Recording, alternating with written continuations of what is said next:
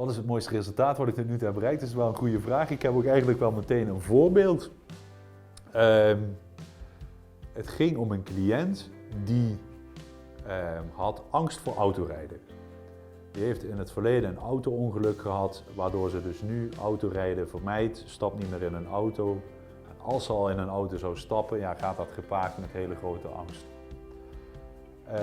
Die had ook duidelijke angstverwachtingen, harm expectancies, als ze weer in een auto zou stappen.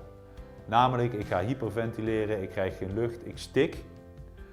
Maar ook de angstverwachting als zij een slokje water in de auto dan zou nemen, dat zij ook meteen zich verslikt in het water, niet meer kan slikken. Gewoon dus de angstverwachting dat slikken gewoon niet meer lukt. En dat ik dan ook zou stikken en doodga. Nou, bij die cliënt heb ik eigenlijk meerdere vormen van exposure tegelijk gedaan. Die cliënt heeft namelijk de VR-bril opgezet. We hebben een filmpje aangezet van dat ze in de auto zou zitten. Daarbij hebben we, wat ik eerder zei, de interoceptieve exposure toegepast. Eigenlijk het uitlokken van zo'n paniekachtige verschijnselen, dat hyperventileren. Dat hebben we namelijk gedaan door cliënten adem in te laten houden. Vervolgens ook nog door een rietje geademd met de neus dicht. En door een rietje ademen dan ga je ook wat duizelig voelen. Daar word je ook wat kortademiger van.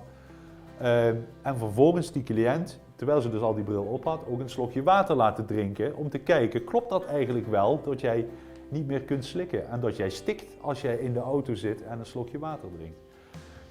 Daarbij hebben we ook nog het geluid van een autocrash aangezet, om dat eigenlijk nog wat meer na te bootsen.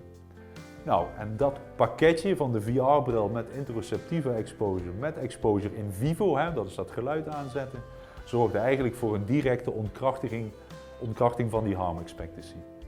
Dus die sessie heeft wel geteld, ja, 10 minuten geduurd, terwijl er 1,5 uur voor staat.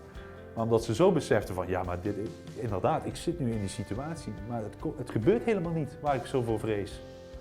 En dan zakt die spanning dus ook razendsnel. En daarna konden we de hele trucendoos nogmaals uit de kast trekken, maar kwam de spanning inderdaad ook niet meer terug.